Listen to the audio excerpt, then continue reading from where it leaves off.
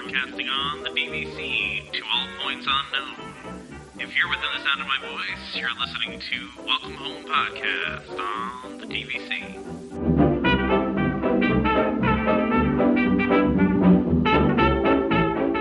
Hello and welcome home. Thank you for joining us on episode 59 of Welcome Home, a Disney Parks and Vacation Club podcast. I'm Tom. I've got Trevor. I've got Damon. We got the whole crew here today.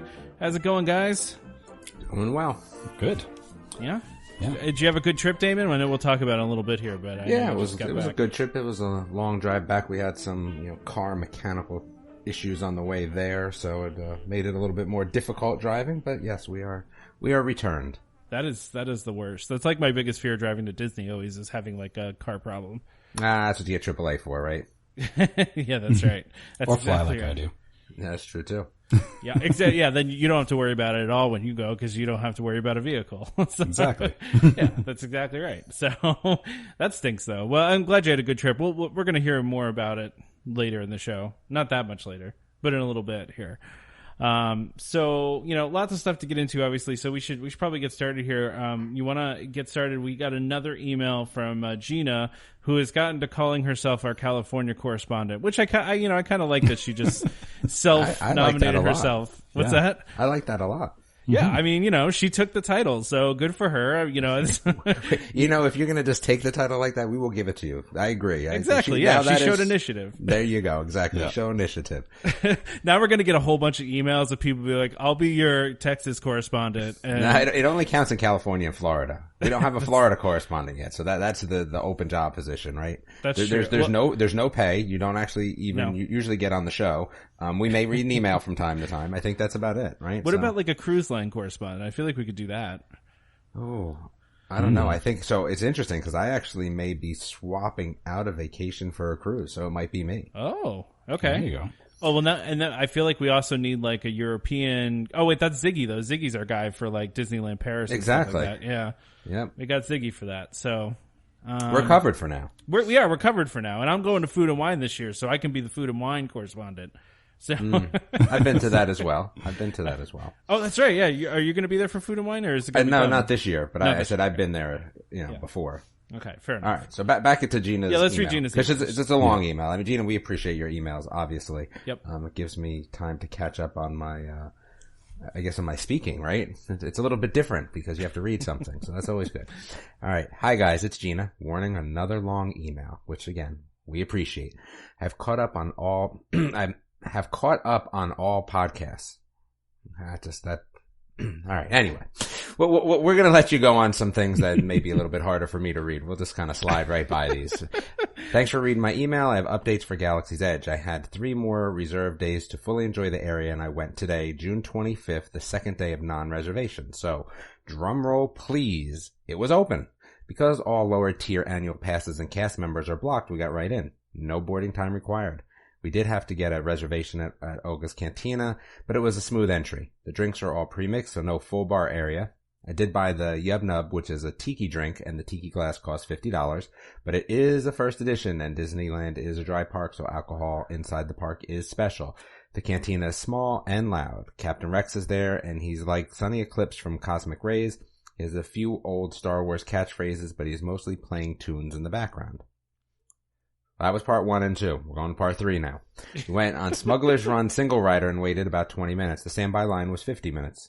I got on a decent crew and had the smoothest flight of the 8 times I've ridden. I'm very jealous of it. Already 8 times, but that's a lot. That's good though. That's good. Yeah, we need to come back to the crew thing later too. Yeah. The key is getting with people who have ridden before to have a different experience. Of the 8 times I've seen 3 different scenarios.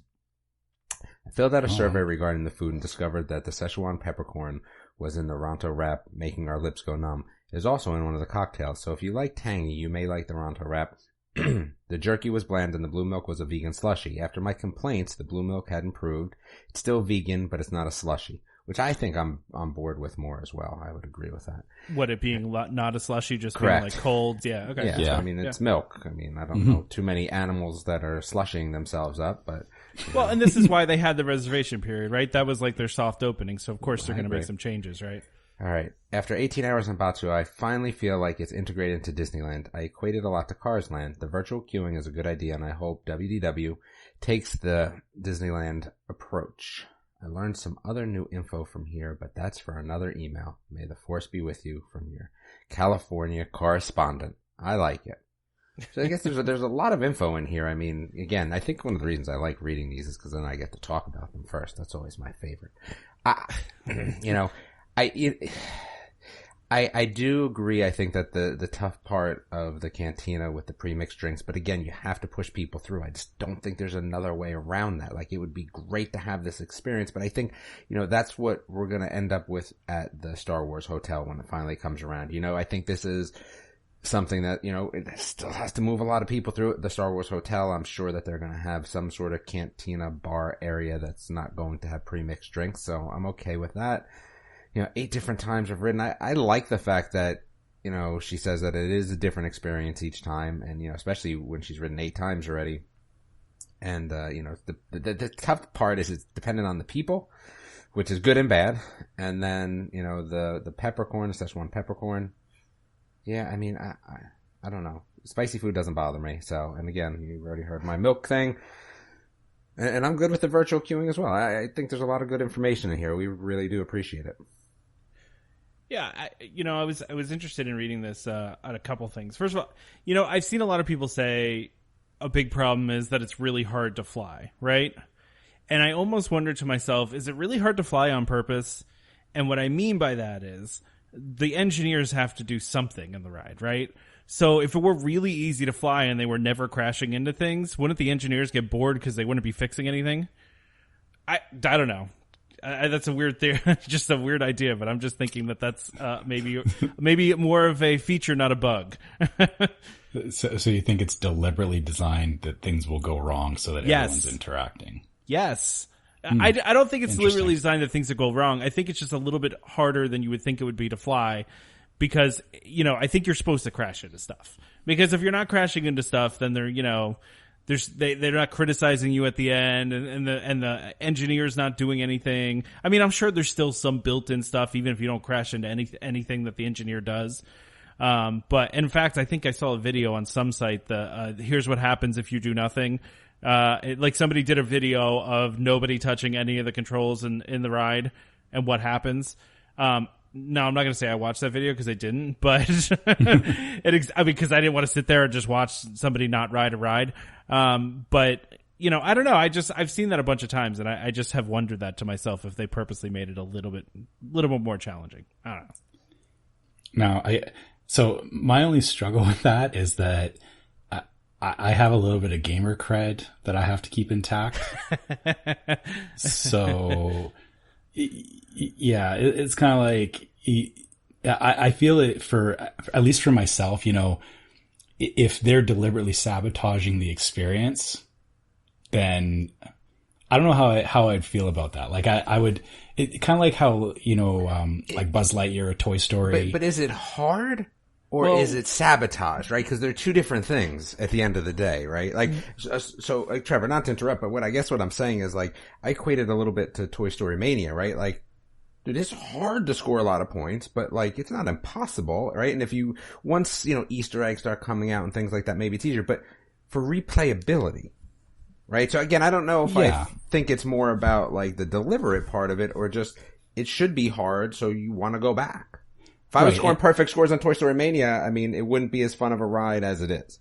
You're right. And I guess that's what I was trying to say is that, if it's hard because they just made it hard, that's fine. But if it's hard because there's nothing I can do to stop this from happening, I feel a little cheated on that. Because if it comes down to my own skill is determining whether or not, you fly the thing, same thing as Toy Story Mania is, getting a high score relies on you, learning the tricks, learning how to play the game. And so I guess I need to see a little bit more information about it, but again, I'm still boycotting it for myself because I want to go in blind. So you're saying by boycotting, you mean you haven't watched any videos on it? Yeah. I refuse to watch anything about it because I don't actually want to know what's going on with it until I get there and I get a chance to get on it. Yeah, I mean, that makes total sense. it seems though from what I've seen and from what I've heard is that if, it's just the controls are a little more touchy than you expect them to be. And then once you do it once or twice, then you get the hang of it. But I mean, I don't know. I just have seen that as being a criticism of it a couple times there. So it's interesting though that, you're talking about the food, that they were improving it, which makes sense to me. And the funny thing about Disneyland being a dry park, so, getting alcohol in that cantina is kind of a fun novelty, right? Which it doesn't really exist at Disney World because, you can walk around the park with drinks in your hand. So, except for Magic Kingdom, let's clarify. But all the other parks you can just wander around with alcohol, so. And again, because it'll be in Hollywood Studios, is that you won't have, like you said, people will be able to just wander, I guess, with their drinks. Yeah, exactly. Although I don't think they're going to let them take the drinks out of the cantina. From what I've read, that's not allowed at all. But just the idea, I guess, of drinking alcohol in Disneyland, it feels kind of like feels kind of like a novelty. It definitely is, because outside of Star Wars, the only other place you can get alcohol is Club 33. Club 33, yeah. So here's what I want to talk about with this, and first of all, I also think it's interesting that they did open the single rider line too. I don't think that was open during the reservation period, but it could have been. I just hadn't heard that it was. But here's what I want to talk about here. So we've been talking a lot about Disney World, what's going to happen with Disney World. She mentions it in this email about how it was kind of dead, right? She says there's no boarding time required. And we've seen a lot of reports about how Disneyland itself has just been like a ghost town, and that they've almost not at all had to use the reservations. I mean, not the reservation system, but the virtual queue system at Star Wars Land. And so I'm curious, like, I think I've seen a lot of people speculating online as to why this is, and I want to talk about this because I find it interesting, because I see a lot of people posting in some of the Facebook groups, like, oh, it's dead at Disneyland. It's, I guess that means it's going to be dead at Disney World too. And personally, I think that's the wrong way of thinking, because they're two different beasts, right? And Trevor, you can speak to this probably better than Damon and I can. But the crowds at each one of the parks, each one of the different parks is a totally different crowd. Oh, yeah. Disneyland is very much annual pass holders, and that's the main group of their the people coming into the park. And Disney World is people taking a vacation and being there for a week. And even if Star Wars Land wasn't a big attraction, you still got food and wine going on. You still got Halloween going on. You still got, all this other stuff going on around the same time that would make the other parks busy. So I as much as I hope that the parks will be dead because I'm going to be there a month after it opens, I just don't see it happening. Yeah, I guess so. So I think what everyone's talking about now, with the park being dead, you're right. It comes down to there's a couple of different tiers of of annual passes. And the lower tier ones for California residents, those are all blocked out right now. So yeah, like you said, the majority of the locals that would normally be in the park, they're just not there.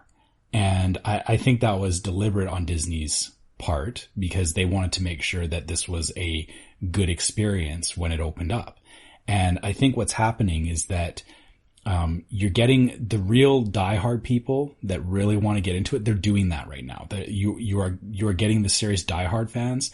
The rest of them are going, no, I'm not interested. I'll wait until they're done all of these shenanigans and the park is back to there's no blackouts. There's nothing I have to deal with, which comes at the end of August. And of course, the problem with that is that it coincides with kids going back to school and all that. So I don't think you're going to see necessarily as many, families in there, but you're going to see a lot of adults who have passes going back to the park. So I think the real tell is going to be when Disney World opens and when the annual pass blackout lifts for Disneyland. I think you're going to see both parks are suddenly going to ramp up into September. Even though September is normally a very quiet time there, I think you're going to see that month very busy on both coasts. You're giving me a whole lot of hope now that not hope. I mean, you're taking away all my hope that it's going to be dead when I go. Well, so what I don't think it's going to be. I don't believe that at all. So. Yeah, I mean, I guess what the hope is that again, there will be like, it's going to come in waves, right? And I think this is what Disney is doing with this, is that if they knew that they blasted Galaxy's Edge out there, opened both at the same time, had everything open, all the rides open, everyone would have been in their gangbusters. Like, it would have been absolutely nuts. And they knew that. And I think this is their way of controlling it, is that they've made it less attractive to various audiences so that they're keeping those people away, so that as they're opening these things up and they're getting it under control, it's giving them the time to do these, basically a tiered opening of the park.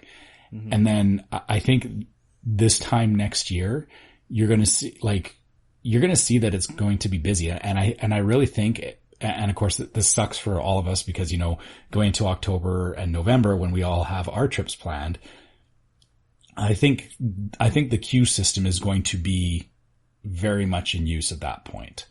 I think it's going to be, really learning how to deal with that and how to use the queue system is your best bet for getting into the land and enjoying it. Because I think a lot of people are just holding off right now. And it's funny because it was the same kind of mentality leading up to it. Everyone's going, I'm not going to go when it opens because everyone's going to be there when it opens. And then now it's, not very busy, but people are going, well, I can't go because of this reason or whatever. And I think a lot of people in the back of their mind were thinking, well, I'm going to wait a couple of months and then I'm going to go. But now you're going to have all those people that all thought waiting a couple of months are all going to be there. So it's actually working against everybody's favor to not be the first one in the door. Yeah. I think kind of what you're talking about with the tiered opening idea, right? You have, like you said, all the hardcore people that wanted to get there early, but this land's only really, 2/3 of the way open. We're missing a whole blockbuster attraction, right? Exactly. And so a lot of people are probably holding out waiting for that before they go. Cause, not everybody is able to go to Disneyland or Disney World, on a weekly basis, a yearly basis. Sometimes, a lot of people, it's every couple years thing. And so, a lot of those people might be like, well, maybe I'll wait until that other ride's open. So, I get my money's worth, right? I want the whole thing to be there. I could see that being a big factor in this, kind of what you were saying too, people staying away because they just assumed it was going to be busy. But if they purposely did a tiered approach like this to, for a variety of reasons, for crowds, for, to keep the headlines, it's funny because I'm sure part of this too was them trying to avoid the headlines that like that ride at Universal got, the Harry Potter ride. What was it? Hagrid's? The 600-minute wait. Those are bad headlines. Like, right? Yeah. Disney wants to avoid stuff like that. And I think they were worried about headlines like that, for Star Wars Land. And it's kind of weird because they got the opposite, right? So now they're getting the opposite of the headlines of it's dead. You consider that's a bad headline? I think it is. Yeah. I think it's, cause it ended up turning into, okay, well, part of the reason why the line is long is because the ride's not working, because they didn't do a soft opening, because now they're not opening it till noon every day because they got to do so much maintenance on it. There was more that came that I don't know if I'd consider that bad news. I mean, again, right? Like the whole point of it is everyone wants to ride it so bad they're willing to wait 10 hours. You look at it like that too. Yeah. But that also keeps people away though, too. Wouldn't keep me away, but I mean, I guess maybe. If I saw a 600-minute wait for something I really wanted to go, I'd be like, no, I'm gonna. But I'd go the next day. I don't go for one day. I'm not waiting 10 hours for anything. So. But I guess that's not the point. I mean, those people that waited that single day, yeah, that's a little crazy. But again, what that means to me is like, well, I gotta really ride this ride. Like, I gotta, wait till, I can get in another day or rope drop or get in early or, something along those lines. And those are the same sort of diehard Harry Potter fans that, we thought we could have seen at Star Wars as well. I don't know. Like, I wasn't really interested for that ride, but then like people waiting 10 hours. Well, maybe I'm kind of interested now.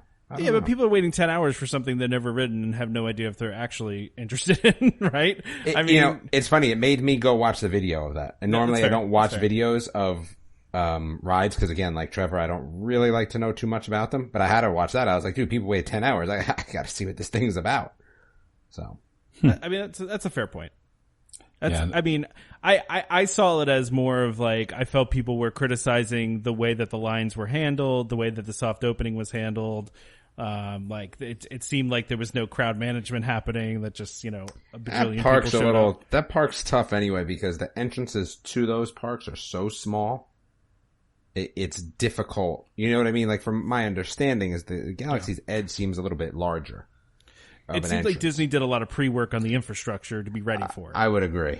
Yeah, and also if you think about it, the Harry Potter ride, we knew about that, but it wasn't like...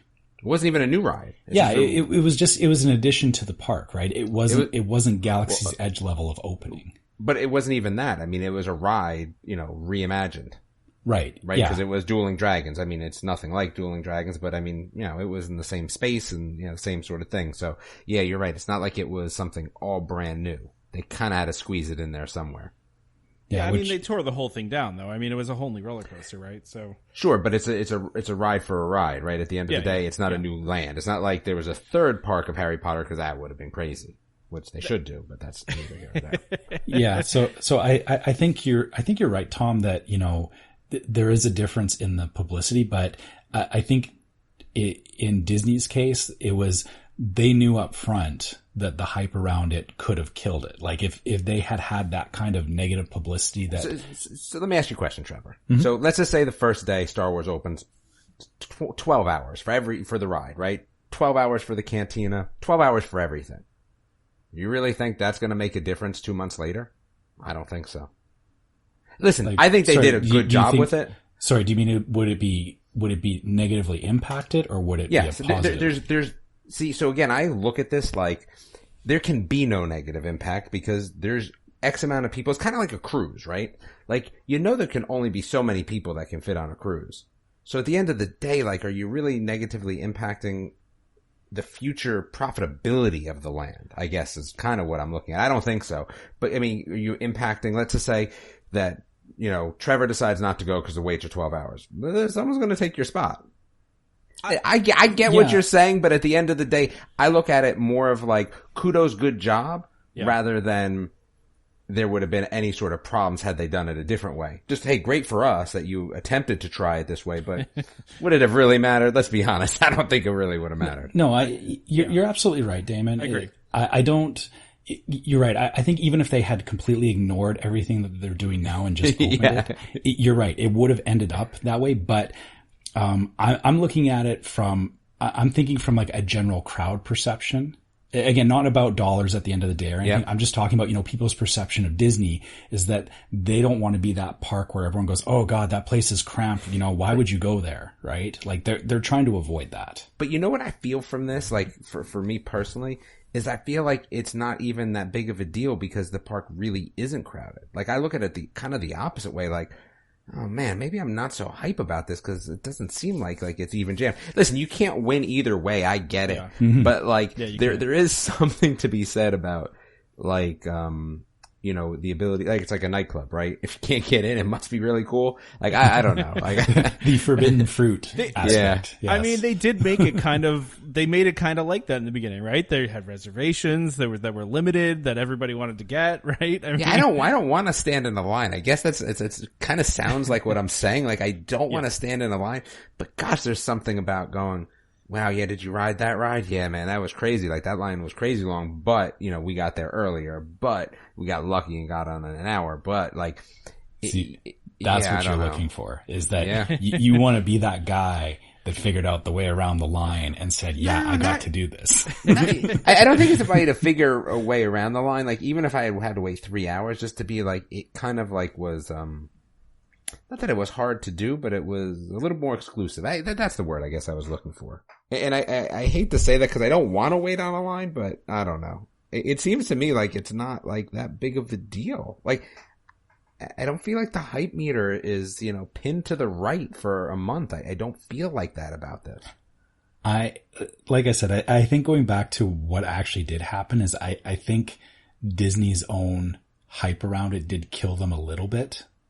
That it, a lot of people were thinking it was going to be crazy.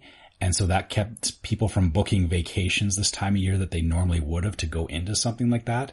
And then Disney further went the other way where they blacked out their annual passes, which just... Yeah, I think that's crazy though. Yeah. Like it kind of doubled down on the issue is what happened, I think, because I think if they just left it, it would have been, kind of busy with the annual pass holders, but there would have been people that would have just They didn't stayed let away. any pass holder. There's still levels of passes in Disneyland, so they just excluded everybody, right? Not everybody. The top passes can still get in, like the top 2 tiers, I think. Yeah, the premium ones. I can't remember what they are, but So there is still a few that can get in there, but yeah, obviously that's not the majority of the people who hold passes there. It's interesting to me because, for a lot of reasons, I don't think the headlines of like Disneyland is dead is a good thing either. Like it makes it feel like it's a failure, right? I mean, that's not a good headline that they want either. It kind of makes it feel like you're saying, Damon. It feels like it's not hyped up at all anymore if no one's showing up to it, and that's the kind of that's headline. kind of how I feel, unfortunately. But yeah, see, that's a terrible. So did Disney overmanage this? Is that the problem here? No, because I think Trevor said though, I think they did a really good job at managing it, but I think there's a downside to that as well. Unfortunately, I think with a company like Disney, you can't win. Exactly. I think that's really what it boils down to, and I'm looking forward to the other ride far more than I'm looking forward to this ride anyway. So listen, I'll be there in November, and I will go on the ride because I will. But am I really I don't know. I want the other ride. I'm excited for that. The other ride to me sounds like Ellen, but super cool. That's how I feel about several it. floors. Ellen with Star Wars? Yes. Ellen I feel like if she floors. popped up on a screen, as, I don't know, a commander, I would be okay with that. Yes. A rebel commander, that would be great. That'd be pretty cool. The other interesting thing about this though is that the park is dead, but they're sold out of almost all of the most sought after merch too. There's a problem with that and people buying it anyway to resell, to be honest with you. There's also that. That's so scummy to me. I anybody who does that, just don't. Well, people are selling menus from the cantina on eBay. They're stealing stuff. It's just ridiculous. Ugh. I'm sure that they've cracked down on that at this point, that they're paying a lot more attention to it, but they shouldn't have to. That's just, that's just messed up. But I'm talking about they're running out of stuff that the lightsabers, that the nice ones, and I've heard a lot of the droid parts are not available. It seems like they're running, even though the crowds haven't been huge, they're still running out of stuff, which is funny to me. This is deja vu to me with Pandora. Because remember with the little banshees, there's always something. I don't think it actually matters how busy the land is. There's just always going to be something that is the hot commodity of the time. And for the first couple of months, this is what happens, is that everybody jumps on it, and it's, there's this artificial scarcity that happens.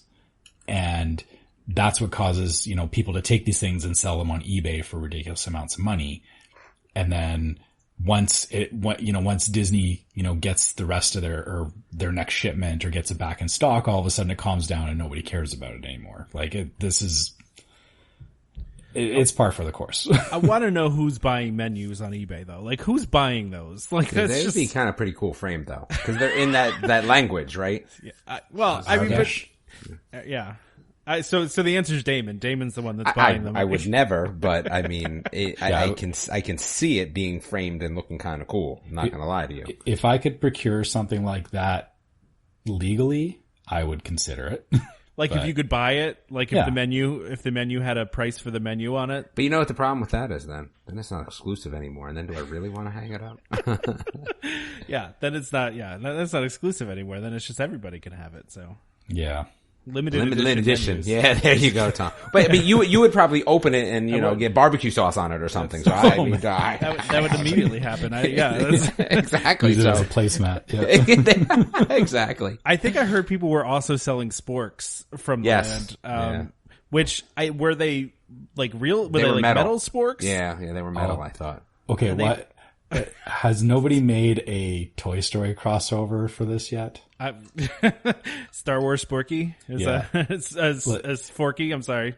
I feel like that should be a thing of some sort. I don't know how, but Like I've not seen Toy Story 4 yet, and I haven't either. I need to get around to it. You guys, you got to see it. It's so good. Well, I finally just went and saw Aladdin, and that was. I didn't see Aladdin either. I don't like going to the theater, to be honest. I don't like going to the theater either, and actually, this is an aside, but I don't like going to the theater because I hate when people are interrupting me, like interrupting my movie. And there were like 4 like younger teen kids in the front row just talking loudly and on their phone and running back and forth into the theater. And I was just like, man, come on. Like I had Whoppers as a candy and I thought about throwing some at them, but I decided not to as the adult in the room. But yeah, I hate going to the theater too for that reason. See, we're kind of spoiled here that they've started taking steps with some of the theaters where they're upgrading them to where they have the recliners. Yeah, and we it's have a lot of that as well. Like a meal and a show kind of thing. It's a little more expensive to keep out the young kids. Exactly. Yeah. That I found has made a difference because you can go and you can enjoy it and it's quiet.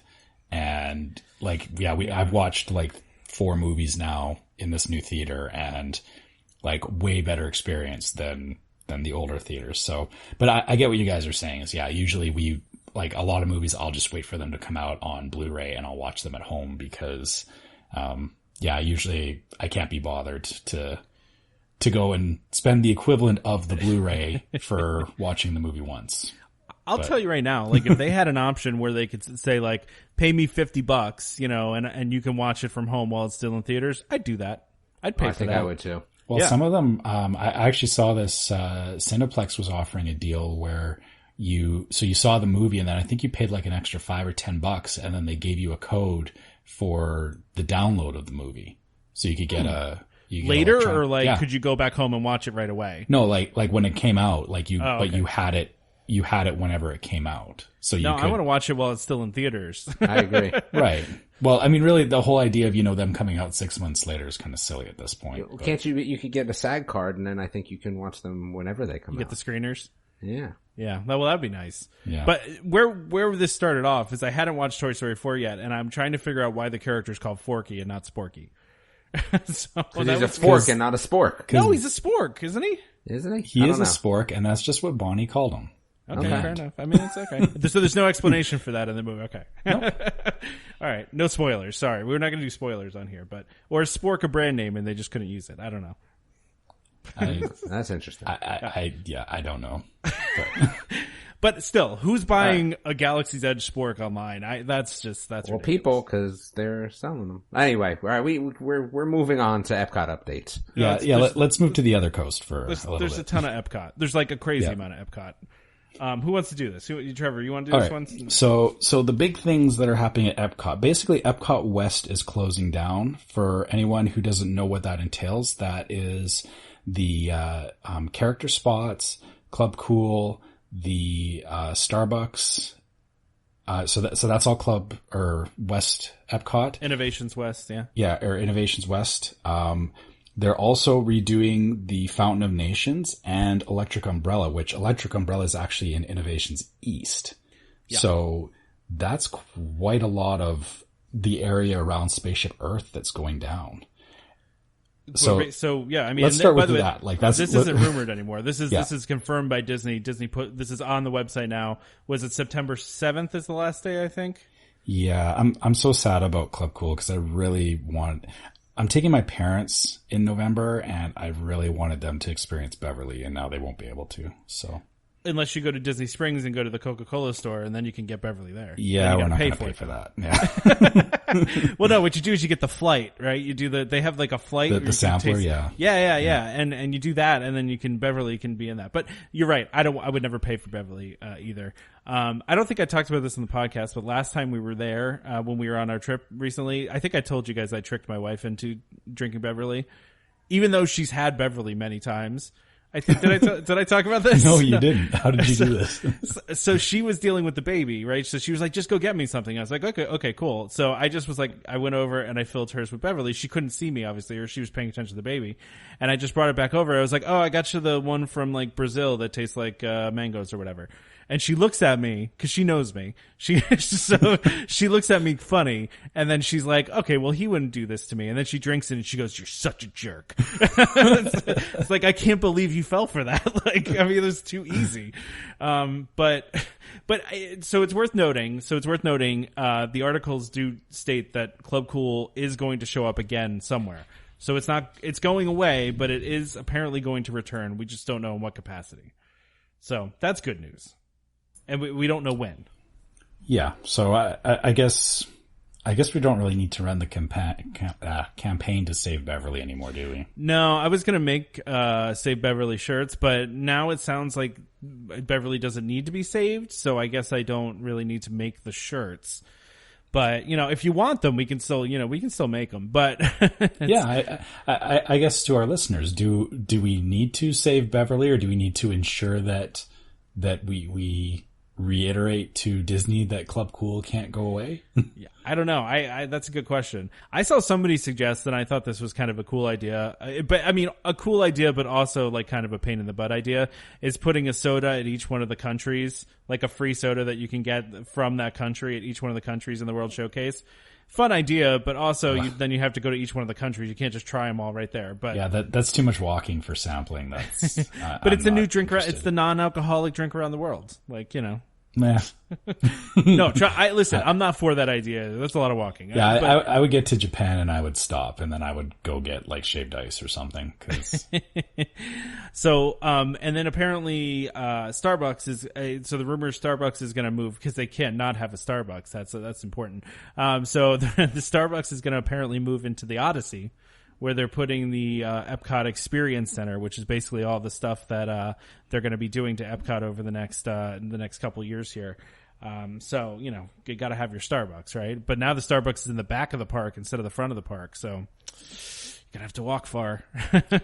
So there isn't another Starbucks in Epcot, is there? I don't think so. I think it was just Fountain View was the Starbucks. Okay. And I'll tell you one piece of exciting news. I said this previously when we just talked about this as being a rumor, how upset I was going to be if the Art of Disney was going away, because that is like my store. The Art of Disney is relocating to the American Adventure Pavilion. So it is saved. It is not going anywhere. I'm so happy. Disney can continue to take my money for attraction posters and other art that they have, and I'm pretty psyched about that. But, you know, this is one of those things. I'm bummed about the fountain going. The fountain is one of my favorite things at Epcot. I know that sounds weird, but for some reason that stupid fountain doing the dancing, you know, like the dancing fountain to the music, I don't know. It's something weirdly nostalgic for me. So I'm bummed about that. You know, I'm bummed about that going. I'm bummed about Club Cool, but I'm happy that it's coming back. I don't care that much about the character spot because they are going to spread the characters around the park. So you're still going to be able to meet those characters, just not in all one place for now. Yeah, so I guess we should probably cover that quickly. Yeah. Go ahead, cover that. Yeah. So Minnie Mouse will be at the World Showcase gazebo. Daisy Duck will move to the American Adventure. New locations will be developed for Mickey Mouse and Goofy, but they will temporarily appear in Innovations West. So I guess there'll still be some smaller spaces open for Mickey and Goofy. In the near future, they don't say when, Mickey Mouse will move to a new location in the Imagination Pavilion, which I believe Vanellope and Wreck-It Ralph are there right now. Yeah, but I think from what I've read, there is more room for that. Like, there's a lot of unused space in the Imagination Pavilion. And so I from what I've heard that they're talking about expanding that. But there's also next door, there's a spot where they do a character spot for the credit card holders. So I don't know if maybe they'll throw them in there. Yeah, the Chase Meet thing. Yeah. Yeah, so maybe they'll put it in there temporarily and they'll just kick out the credit card holders. I don't know. Yeah. So there's that. So I would expect a lot of stuff will probably show up around the Imagination Pavilion in that, because there was that whole theater in there from Honey, I Shrunk the Audience that's not being used anymore. Oh no, it's being used for the Pixar Short Film Festival. Is it? Oh. Yeah. You haven't done that? You got to do it. No, I totally walk by that. I guess they need to advertise that better. So. Yeah, no, it's the Pixar Short Film Festival. It's like they play like 4 or 5 of the short films. Like what are they? Piper. It's boring. Is what it is. Oh no, it's great. Feast is my favorite one. Yeah, it's good. It's good. Oh, I mean, okay. Well, There's no replayability there. It's a one and done. That's fair. okay, so back to characters. So, also, Goofy will not be in the park after a certain point. We won't know where he is, or we're still waiting to hear where he's going to be. Joy is moving as well, and we haven't heard where. That's kind of a big one, because Joy and Sadness are fairly new. And Winnie the Pooh is going to be moving to the United Kingdom Pavilion, which I didn't even know Winnie the Pooh had a meet and greet in Epcot, but okay. I don't think he did. I think he's gonna now start appearing at. I don't think it's. I think it's a new thing as opposed to a moving thing. Because I'm trying to. I don't even think he had one before. Yeah, that seems like a weird one to me. I don't know. I don't know either. I think it's because I can go see him at Crystal Palace, and I'm also crossing my wires here. I was like, well, but he's over by Splash Mountain, but that's Splash Mountain in Disneyland that he's nearby. It's not the same in Disney World. So yeah. Okay. So, I guess I can see why they would want to have a Winnie the Pooh meet and greet. That's fair. Yeah, sure. Baymax, I'm really sad about that he's going away, and they don't have any return for him. That is disappointing. Baymax is a cool character greeting. Yes, I mean, I'm a big fan of Big Hero 6 to begin with, so yeah, that one's, I'm glad that I've gotten to meet him in the past, so, I will take it, but yeah, I'm sad that they decided to replace him, but I get it too, he's not part of a major franchise like the other ones, like Big Hero 6 is very niche, I guess, so I can accept it. Try to deal with it. It's tough. It's a tough one. We're losing a lot of stuff. Yeah. So yeah, that's a lot of character shuffling, which, I guess we'll have to see how all that shakes out by the time we go on our trip. And then also, Electric Umbrella. So that was the other one that we talked about. It says it's set to be extensively remodeled, but nothing has been officially announced yet. I think that one did get announced. I think maybe this was from an older article, because I think it did later get announced. So. Oh, okay. Yeah. So did anyone actually go there? Like I went there once, and it wasn't my favorite. Okay, so it wasn't just me. We went there on our honeymoon. So this was like 17 years ago, and we ate there once back then. And every time we've walked by it since, we kind of looked at the menu, and we decided that it's just not somewhere we want to eat. So I'm curious to see what they're going to do with it. Well, because the problem with it is it's burgers and fries and hot dogs in a place that is filled with all sorts of kind of fun and exotic food. Yeah, right? So why would you eat there? Yeah, that's the problem is it's like every time I look at it, it's like, well, there's 50 other things I could eat in this park that are better. Yeah, it's just well located, basically, right? It's in a well trafficked spot. Yeah. So. Oh, and actually, I see it's going to officially close this winter. The last day is November 23rd, which is the day that I leave from my trip. So it will be open while I'm there. Hooray! I guess. Yeah, great. Hooray! Yeah. Hooray! I won't go. Maybe there I'll have anyway. to go just to say goodbye. It's just. Well, no. We weren't on speaking terms, so. That's funny. Yeah. I'm glad that Mouse Gear is going to get remodeled too, because I feel like it needs a remodel. It does. It looks kind of really dated. It looks very 90s. Yeah. That's the same problem with the fountain too. I mean, that's most of Epcot looks very 90s, right? So that's why they're doing this. So I don't know. Damon's been very quiet about this. I don't know if he's just uninterested or if he's mad. I'm uninterested. Yeah. You don't care about all this stuff closing? I mean, besides, Super McCool's, no, not really. And now that's coming back, I'm not really sad. I mean, I'll be upset that I won't be able to go to Club Cool when we're there, but other than that, no. That's the only thing that has any concern for me. I remember when I went there, I don't know if anybody remembers this, and maybe I'm just making this up in my head, but I seem to remember when I went there in 1999 when I was You're younger. definitely making this up in your head. No, I swear not. It's 1999, and I remember they had a thing set up at the entrance to Club Cool that it was like a big inflated like tent, and they had artificial snow happening inside the tent. So like before you got into Club For Cool, Coca-Cola?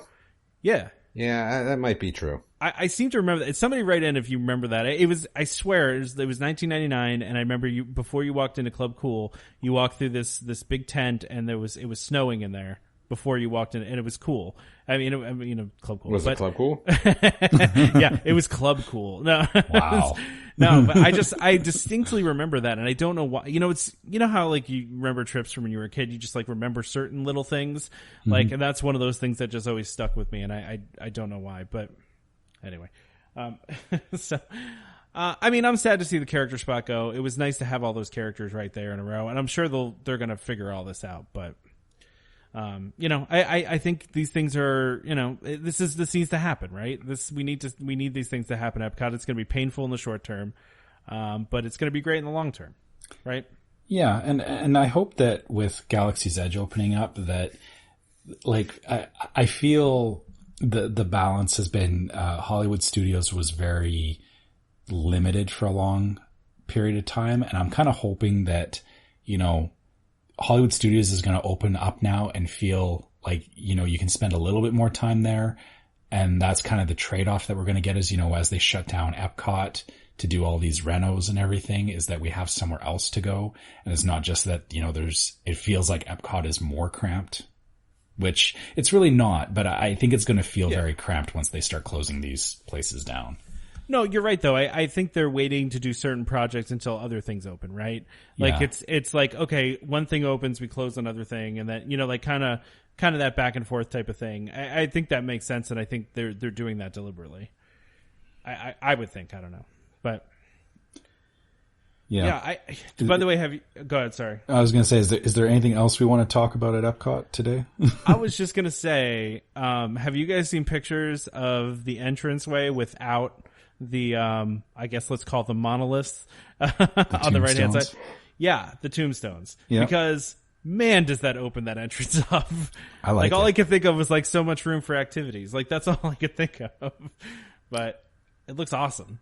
Yeah, I always made a point of going around those because it's just too easy to get, like, if there's a lot of people, you can get kind of stuck in there.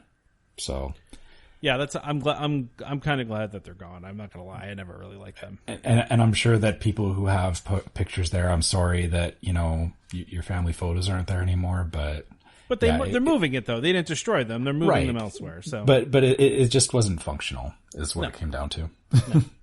No. Okay. So, do we want to? I think this is a topic that you'll be interested in, Damon, with the new restaurant in Japan opening randomly. Yeah. No. Really? It's a signature dining experience. Look at this thing. This is really expensive. yeah. Like, first of all, the word is exclusive. Exclusive. Oh, okay. I'm sorry. Exclusive because it's really expensive. So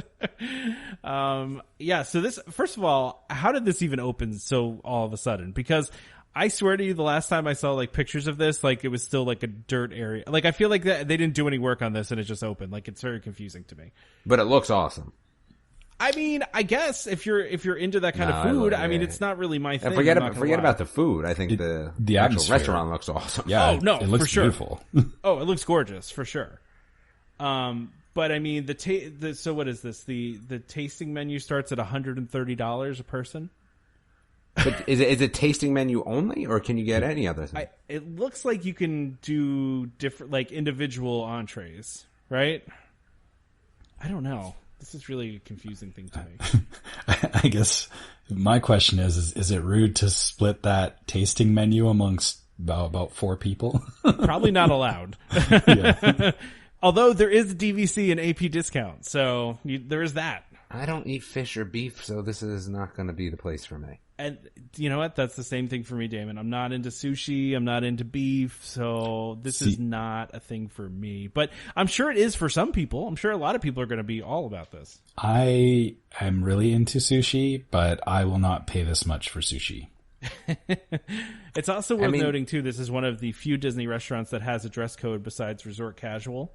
So if you think you're going to show up in your shorts and, polo shirt like I would, not going to happen. You got to dress nicely at this restaurant, which makes sense for the price and the kind of fanciness this is, right? Yeah. That's also a detractor for me because I never bring anything fancy on my trips. So I usually bring one outfit, but unfortunately, like I said, the whole menu, I don't do beef, don't do fish, don't do mushrooms. So like I'm out. Yeah. And I don't really, duck is a little gamey for me. I'm sorry to say, like that would be the only thing that I would consider. And I'm not a fan of duck. Like I don't love duck so much that I'd go seek it out. Kind of know what I mean? Yeah. I think that $130 one is like a first course, second course, third course. Yeah, like it's like a whole, like, chef's choice type of thing, right? Like, I think that's what I've seen. And you can do a wine and sake pairing for another $75. So that's not even with any drinks or anything. So I guess that's on the same level as like Albert or Victoria and Albert's. Yeah. I don't know. Is that? I mean, Victoria and Albert's is a legit like. Is that a 4-star restaurant or 5-star? It's one of the only. I think it's one of only 2 like 4 diamond restaurants in all of Florida. I don't know. It's consistently one of the top restaurants, but I don't know. Maybe I don't know. Too expensive for me though. I'm out. I'm not doing it. So. And plus, I don't want any of this food at all. Yeah, I'll be downstairs at the quick service getting my sushi because. Does the quick service at Japan have good sushi? It's all right. I mean, yeah, not that good. I mean, it's it's better than the stuff you get at the grocery store. So. Well, yeah, it's it's not gas station sushi, but no, no, it's not. All right. Well, I just wanted to bring this up because I thought it was interesting. I feel like I remember when they announced that it was going to open in summertime. I'm like, really? I was like, really? It's going to open? Because I don't feel like they've done any work. But apparently it was all done. So there you go. It does look beautiful. The food looks good if you're into that sort of thing, but it is super pricey. So before we do your detour, Damon, we really quickly have to do our ad here. So anybody else want to say anything else about this restaurant before we do the ad? Nope. All right, let's talk about our friends over at DVC Rental Store. Are you a frequent Disney visitor and want to save hundreds, even thousands on your next Disney trip? The DVC Rental Store wants to help you book a dream vacation for less. DVC members, this is great news for you too. Want to rent your points for some quick cash? DVC Rental Store wants to work with you. They are currently renting out points at a record pace. For years, the DVC Rental Store has been helping guests stay at Disney Deluxe resorts at an affordable price, while also paying members for the highest price for their points. Want to learn more? You can go to dvcrentalstore.com or call 1-855-DVC-RENT, which is 382-7368, and let them know that Welcome Home sent you. Again, that's dvcrentalstore.com or 1-855-DVC-RENT. That's great. So, yeah, and, our listeners out there that are members or ones that are, we have all levels of Disney listener that listens to the show. We have folks that are just like Disney and don't care about DVC. We have people that are thinking about DVC. We have DVC members. We have people that have been DVC members forever. We run the whole gamut here. So, those of you that, you have those extra points, you don't know what to do with them. Maybe you got a lot of points and you can't go this year. Make yourself some extra money, rent them out. And then those of you that are thinking about DVC, there's no better way than trying it out first. I think that's a good way to do it, right? Try before you buy. I think that's a smart move, right? So talk to those folks. They're great. So Damon, let's talk about your little trip that you took. Yeah, it was a long trip. A lot of driving involved. So longer than Disney or shorter? Longer. It's a 15-hour drive. So we ended up stopping in Nashville on the way there, but drove the whole thing back. So again, because I love amusement parks and I love Dollywood, we decided to go out to Silver Dollar City, which is in Branson, Missouri, and kind of check out the park and do some other things there. So, it was a great park. I mean, again, the ride was tough, but the one thing I found interesting was we stayed at the Welks Resort, and their byline is also Welcome Home. So I do have a pen that says "Welcome Home, Welks Resort," and actually that's how they greet you as well, which I found kind of interesting, to be honest with you. Yeah, that just means we can copyright that phrase. nobody's copyrighted that one. And so we stayed at the resort. It was a nice hotel. They had a little bit of a pool with a larger water slide and workout area, and they have actually a theater in the Welks. Obviously it's Welks Resort, right? So they have a theater there, and they were playing Shrek. But overall Branson is set up very much like Pigeon Forge and everything like at Dollywood. So we ended up going there on a package and doing one of the riverboat dinner cruises, which was pretty cool. The food was just so, and the show was it was funny because it was so bad, right? Like, oh no, the kids were not that interested in it, but like we found it very funny because it was just kind of bad, but it was entertaining. So I'm okay with that. And again, it was part of the package. So we ate at a few different places. There was, a lot of locals from Branson, Missouri, and this breakfast place we ate at was really, really good. And, more, I guess, for our listeners, and it was cheap. I will tell you that one of the reasons we went out there is because it was a very inexpensive vacation. So with the hotel, the dinner cruise, and the park tickets for, I guess that's 4 nights, and we got 2 rooms because it's not like Disney, like the rooms are a little bit, they're 4 people really only, and my boys are a little bit older now, so we actually did 2 rooms. It was $1,800. Like, that's cheap. That's not bad. No, that is definitely cheap. So, more importantly, talking about the parks, I think that's actually where it gets very interesting. So, the park is, it's like, old school America. It's based on that, silver dollar mining sort of thing, right? Like, that's what it's based on. So, what I found very interesting is it is, it is a really, really great park. It's smaller though. And the nice thing about it is that there is, a lot of things that Disney kind of has to redo, like repaint, redo this, it all just fits there. Like, okay, so there's a little paint knocked off there, or, there's this, that. It all kind of fits in perfectly. And they have a lot of their old rides are still there. So it was interesting. So some of the rides were very old. So there's this one called, I think, Grandfather's Mansion, Grandpa's Mansion, whatever it is. And what it is, it's probably from when the park opened, is in the 1960s. I'd have to look it up, when this ride was there. I think the park did open in 61.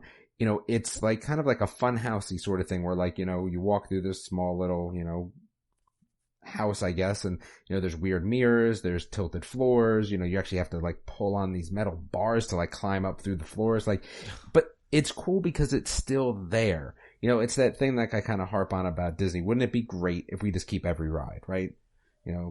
Under the Sea, like, with 20,000 Leagues Under the Sea, whatever that one was, like, that's a great ride. Ellen, like, it was kind of cool because it seemed like they kept all their rides.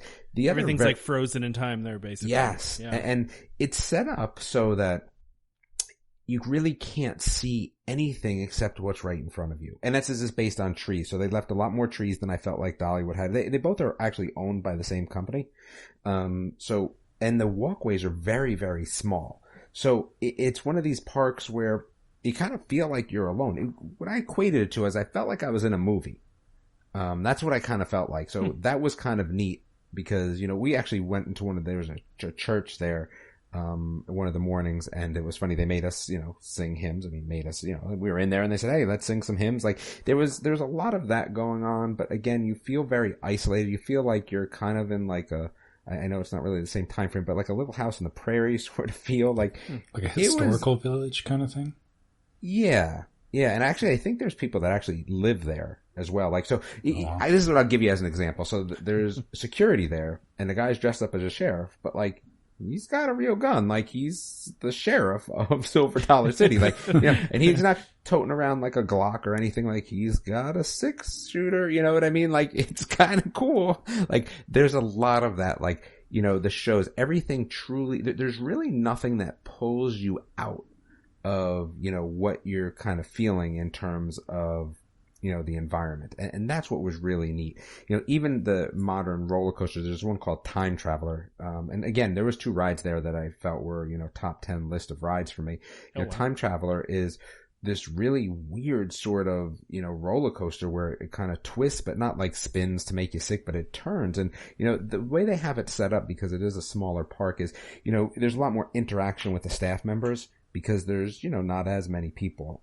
So that Time Traveler was great, but then they had a wooden roller coaster, which I've never seen a wooden roller coaster do corkscrews, honestly, and it did. Whoa. And it was really cool. And then there were other 2 rides that we did enjoy. The one called Powder Keg, which was kind of neat because that was kind of like Lightning Rod at Dollywood, but the themed a little differently. But here's the thing. So the food was really good and cheap. So one day we had like skillet, like chicken fajita skillet, very inexpensive. The other day, like the kids had corn dogs, which were the best corn dogs they've ever had. They said everything was very inexpensive, but like T-shirts, I got a T-shirt for $12. And it was really nice. Like, you know what I mean? Like, it was really nice. So I think that a lot of that part of it was really fun. Like I said, I mean, we had a good time. We probably could have done the park in a day if we had pushed ourselves, but we, went to the park and stayed till like 3, 4 and then left. It was a really nicely done park. The way that it's set up to get in and out is just themed absolutely perfectly. So you walk into the kind of the town square. That's at the beginning, and then it branches off, I think 3 different directions. And it was extremely well done. So those 2 rides are there. Like I said, the Powder Keg, they had like a fireman's area in the back, for the younger kids, which is kind of like that carnival sort of festival sort of thing. That was pretty cool. And, there were some big rides. Like, I did not get to ride because we had my daughter, so we kind of swapped back and forth with certain rides. Like, we rode Powder Keg.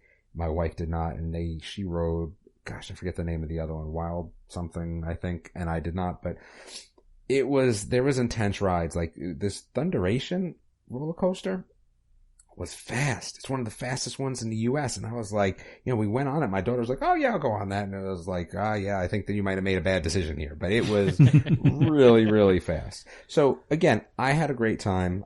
It was a park that I wanted to go to at least once. 15 hours is a long time to drive there.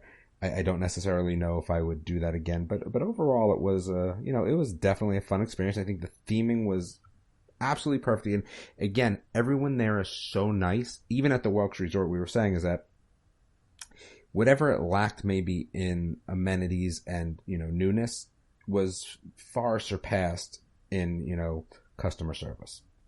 So I thought that was really nice. So again, definitely a great place to visit. I really enjoyed it. They have some really good rides. Theming's absolutely wonderful. Food, very good and, relatively inexpensive. And there's a lot to do. Like I said, we did go-karting, we did mini golf, we did a lot of the mountain coaster, there's zip lining, there's a lot of other things to do in Branson. The one thing we did get to go see, which the kids were so mad about, we went to a fish hatchery. There's a big, huge fish hatchery that's right next to the dam. That's free. It's, Missouri Conservation, State Conservation Area. And it was really kind of neat. You can, 25 cents, you get some fish food, you can feed the fish. They had copperheads there, like, live copperheads and other cool animals to see, and that was kind of cool. That was kind of cool. And the lake there, I think it's Table Lake, whatever. It is like crystal clear and gorgeous. We didn't do anything on the lake besides the river cruise, but you could just tell it was really, really nice. So that was our trip. Wow. Yeah, I just pulled up that Time Traveler one that you're talking Dude, about. it was really fun ride. It looks pretty cool. It looks like you sit back to back with people. You do. And actually, it kind of twists and turns as you go. It does. And the best part of the ride for me is again, because rides don't really freak me out so much, is that seeing the expressions on other people's faces, because as you turn, you kind of like meet up with 2 other people, right? Man, it was hysterical to actually like see. There was the ride I went on, there was a mother and a son that were, opposite us in the other car. Actually, I rode twice. So when they were in the opposite car, and he was like freaking out. He was an older kid. Like he must have been like, 16, 17, 18. But it was just kind of funny to see the expression on people's faces as you're riding, because you normally don't get that. And the way that it kind of turns, and you're in the woods, it was really kind of cool. And it's that whole steampunk theme. So they're trying not to like break that mold of this mining town. Like it's, steampunk and time traveler. Like it was kind of cool. Awesome. Yeah. I was going to say, I almost thought that it looked like Dino World, but this seems a lot more intense than that. Oh yeah. No, it's a lot more intense than that because there's some loops in there. Yeah. There's some pretty cool stuff. But again, it was a ride that I had not seen anything like that before. And again, Outlaw, if you watch the point of view, it's a fast, weird roller coaster. It goes on its side and it's a wooden roller coaster. Like, it's pretty cool. Like my wife was saying, that was probably her favorite ride there. And it was a lot different than, anything we've ever seen at other places. So I thought that was fun. I always like to go on new and different rides because, the roller coasters are roller coasters sometimes.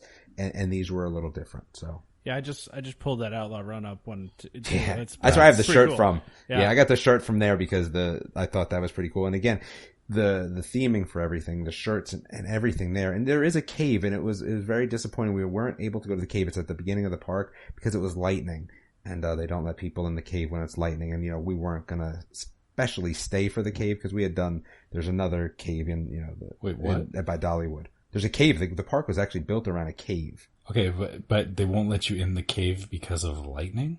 Yeah. Yeah.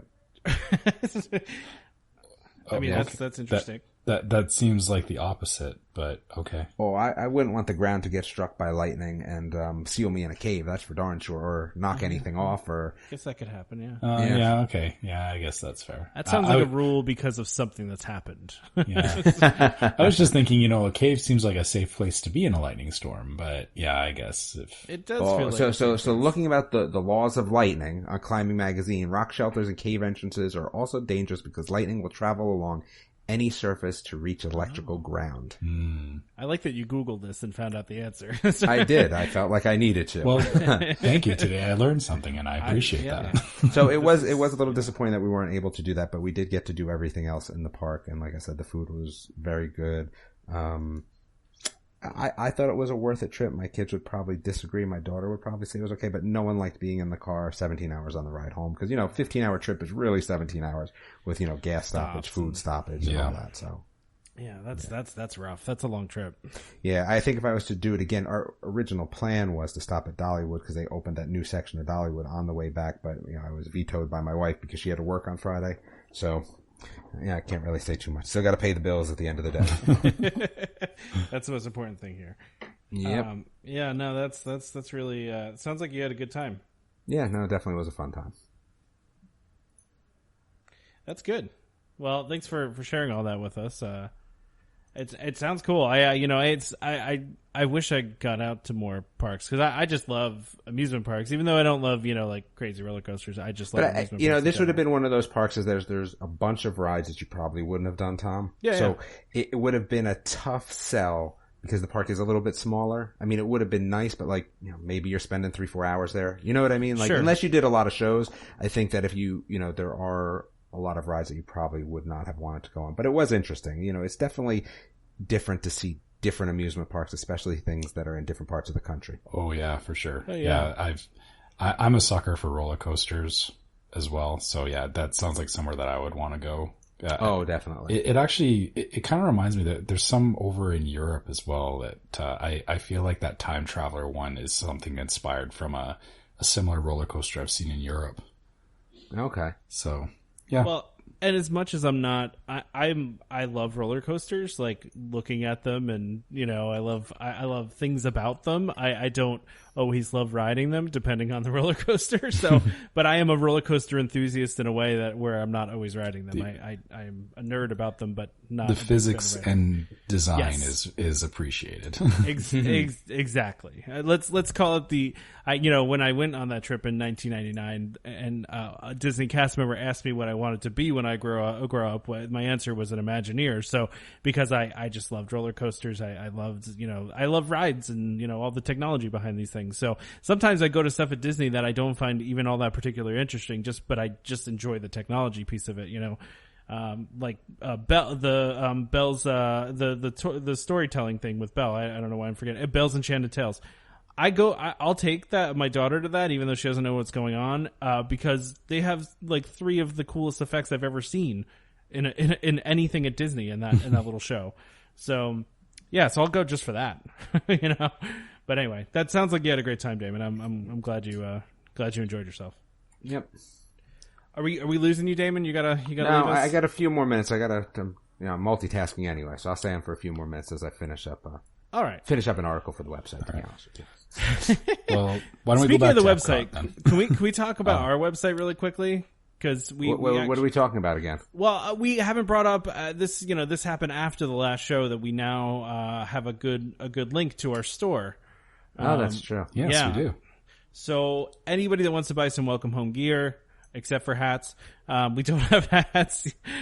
Just because the store we're offering this through, it's more shirts and mugs and all sorts of fun stuff. Didn't I also put all the episodes in one spot? How did that work? What was that? Yeah, that's right. Yeah, you did. So Damon redid the site a little bit. So we actually have a that's a lie. It still looks the same. Yeah, but okay. So if you want to go to check out our store, it's store.welcomehomepodcast.com. So store.welcomehomepodcast.com. You can find all of our shirts and all sorts of other fun stuff there. So we put that on the Facebook, but we know we have a lot more listeners here than we have Facebook followers. So store.welcomehomepodcast.com. Check it out. Buy some stuff if you want to. Rep us at the parks and stuff like that. So, but what did I call the link for all the episodes? I don't remember. Gosh, I don't either. We'll have to clean all that up, and yeah. We'll have to find that. Yeah. But we're working on the website. Just where we are doing some things there. The plan is to have that you'll be able to go to the website to listen to the episode. Should you actually want to do it that way, for some unknown reasons, I don't know why, but if you felt like doing it that way, you could. So anyway, sorry, Trevor, I interrupted you. What were you going to say? I was going to say, so not even, repping us in the parks. I actually want to see people, if you buy a shirt, wherever you are, show us where you're wearing our shirt. Oh, I want to see it around the world. Yeah. I like that. That's a good idea. Here's another interesting thing. My boys refuse to believe that anyone could possibly listen to our podcast because they're 13 and 15 and they're like, too cool for school. And so I said is that I guarantee you when we go to Disney that someone will come up and say something if I wear the shirt. So if that is the case, by all means, someone needs to come up and say something just to prove my boys wrong. Oh man, I wish I could be there for that moment. Oh man, that's amazing. I understand why a teenager would be like, why would anybody listen to this? I think my parents fall into that category. Why would anybody listen to you talking about anything? And I wonder the same thing. Don't get me wrong. I wonder why anybody listens to this, but a lot of you do and seem to like it because you tell us that you like it. So same for me. Honestly, my family, they know I do a podcast, but I don't think they realize how big this thing has become. Yeah. That makes it sound like we're, getting big egos here, Trevor. No, but I mean, honestly, even I don't believe it either sometimes. Like the amount of people that reach out to us and, the feedback we get is like, I was actually expecting, there'd be like 10 people listening to this podcast. That's about what it is. That's about what we're pulling these days is about 10. So yeah. Except in Kuwait, where we're doing very well, as I mentioned before, number 37 in travel and leisure. So there you go. See, now you're gonna get me for a few extra minutes because I broke the website already. So now I gotta go fix it. I'll tell you. Wait, man. does the store part still work? No, the store part still works. Okay, I was trying to find the link for the audio files, and I ended up breaking the site. So now I gotta go and fix it. I have to. We should throw a shout out there to our buddy Jeremy, who was the first purchase on the store. So thanks to Jeremy. Thank you for that. I think he bought a mug with our logo on it, so that's cool, and maybe a shirt as well. So thanks, man. Appreciate it. We hope you enjoy your merch. Yeah, let us know. Show us a picture. We want to see it. So yeah. So anyway, we were going to talk about American Adventure, right? More importantly, we were going to talk about barbecue. Yeah. Okay, so the last time I went into, the Liberty Inn to get a meal, first of all, this reminds me of the electric umbrella conversation, right? Where it's basic, right? It's burgers and hot dogs, which is fine for America, right? Sure.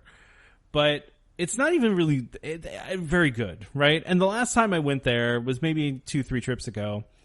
And my memory of it was not the food, but a very drunk man yelling as, you know, the little drummers come out. Mm-hmm. A very drunk man just going, USA, USA. And that's my memory of that. But you know, I like the idea. So for those that don't know, it's going to be closing, and they're going to change it into a barbecue restaurant with a smoker, I guess, out front or somewhere like where you're going to be able to see the smoker that they're making the food in, which is kind of cool. It's not about seeing the smoker. It's about smelling the smoker, right? Yes, exactly. That's true. That will permeate that whole area, and it'll be wonderful. I agree. And, you know, they had a barbecue booth there during Flower and Garden. I almost wonder if that inspired this idea. If that barbecue booth was super successful and they were like, okay, maybe we can make this work here. I don't know. Yeah, maybe. But I'm excited for this. I think this is great. I think it's a smart move. Not that burgers and hamburgers don't scream American at you, but I mean, I feel like having a barbecue restaurant, in a weird way, feels a little more American. I don't know. And maybe they'll still have burgers and burgers and hot dogs. I don't know. So yeah, and for me, you know, kind of like you said, same problem with the electrical umbrella is that I've written off the Liberty Inn many, many times because I don't want that. But barbecue is something that we do get barbecue up here, but I always love finding Southern barbecue, which is not very easy to find in Canada, believe it or not. I mean, that doesn't shock me. Yeah. So I'm very interested in this now. And yeah, just that change alone makes this new place very interesting to me. And I will actually go out of my way. And I'm sure once I smell the smoker that, you know, I'll probably do a 90-degree turn and my wife will wonder what's going on. and then I'll be ordering brisket or something. Now, I know, you know, for Damon and I, we have good barbecue around us everywhere. So it's not as big of a deal for us, but in my mind, I think to myself, okay, if I were to rank all of the restaurants in all of the countries in World Showcase, I feel like Liberty Inn is dead last. Like, it's just not like all the other countries have, like, I feel like special food, right? Food that is unique to those countries. And I just feel like ours is just basic. Like, I'm almost offended as American. As an American, like, I want something cooler there. So. You can be in a mood for the food at any of the other pavilions and be like, yeah, you know, I want Mexican, I want Italian, I want, like, you can do that, but then I want American. No, I don't. I don't want a burger. Like, you get a burger anywhere, right? Yeah. So I don't know. I think this is a good change. I'm excited for it. I don't really think that many people are attached to this restaurant and are going to be sad about it, right? I mean. Yeah. And actually, did we mention what it's going to be called? I love this. Go ahead. The Regal Eagle Smokehouse, which is a great name. It's funny because we have a local pub here in Calgary called the Regal Beagle. So I'm sure I'm going to be confusing the two. I like it. I love that it's called the Regal Eagle. I'm kind of hoping they do something with Sam the Eagle, like incorporating Sam the Eagle into it somewhere. Yeah. Because I think that would be fun. Wait, wasn't the Regal Beagle, wasn't that from Three's Company as well? I don't know. You guys probably didn't watch Three's Company. I don't know. I mean, I've seen it. I don't remember though. I thought that was Regal Beagle or Regal Eagle. I think it was the Regal Beagle. Now that I'm thinking about it, I gotta look it up now. Oh, we lost Damon. He's disappeared on us. Oh.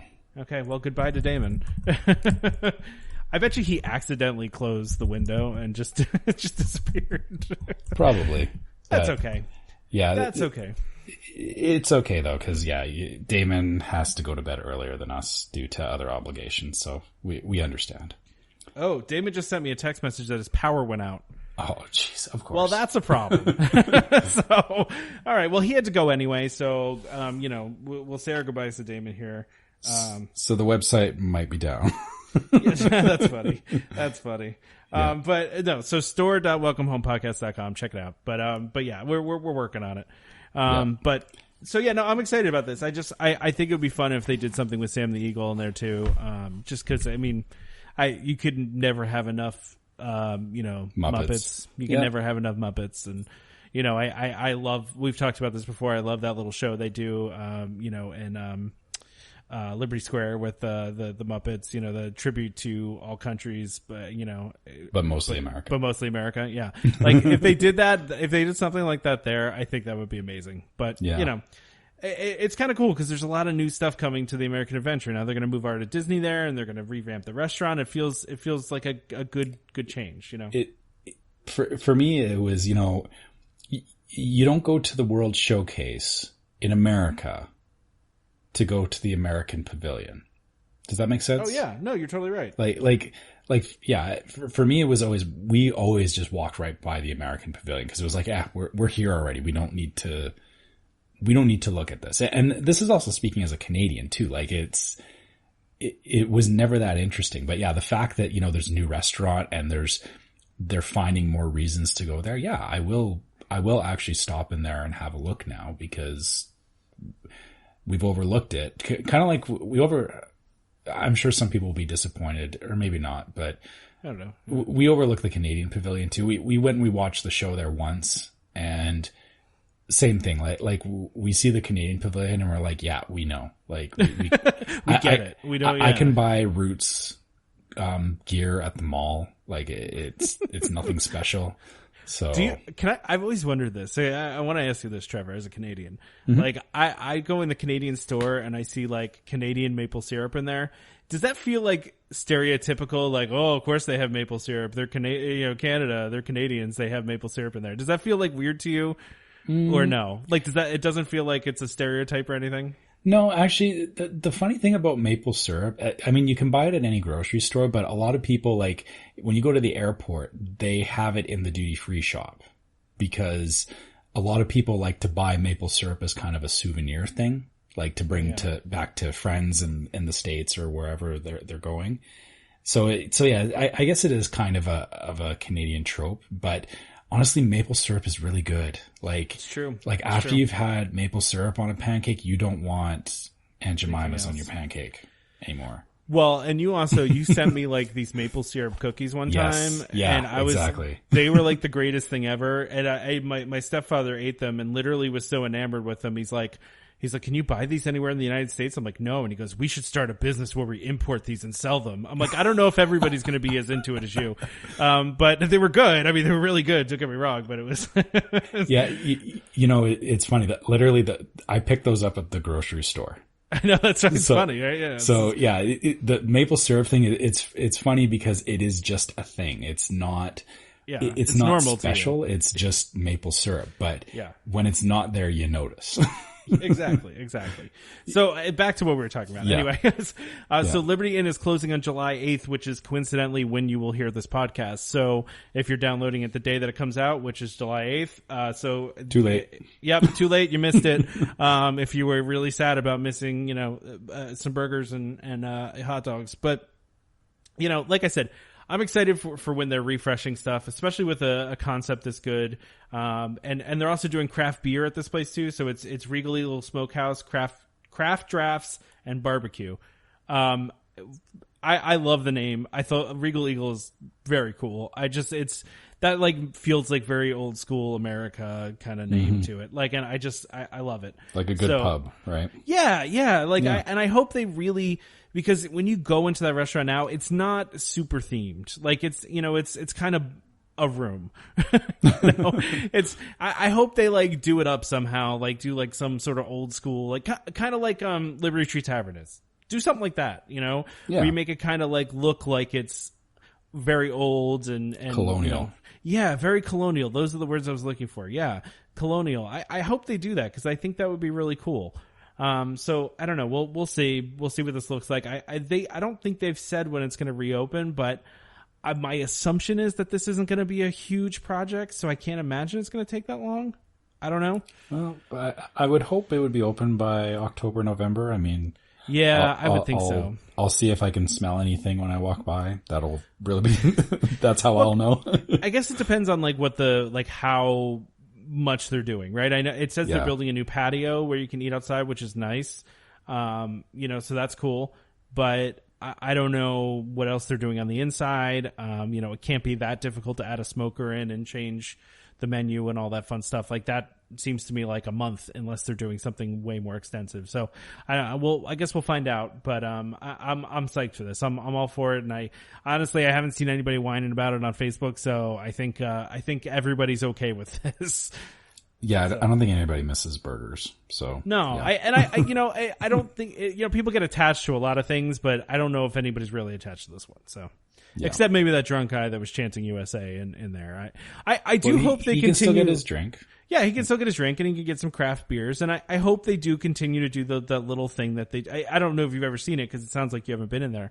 But they have like a little, like the little like Revolutionary War like drummer guys come out and do like a little drumming thing, and there's a little fun thing that's to that. And I hope they keep that. I think that would be neat. But who knows? We'll have to see. So. Do you want to say anything else about this before we move on to the next one? No, I think we've covered barbecue about as extensively as we can right now. Okay, well that's good. Yeah. That's good to know. Okay, yeah. I think I'm going to put Regal Eagle as one of the titles of the show, just because I like I just like it so much. Just going to put Regal Eagle as one of the things for, even though we haven't talked about it that much compared to the rest of the show. So anyway, water bottle refill stations are starting to pop up around Disney, and I'm here for it. Right? This is like 5 years too late, in my opinion. It is way late, right? Yeah.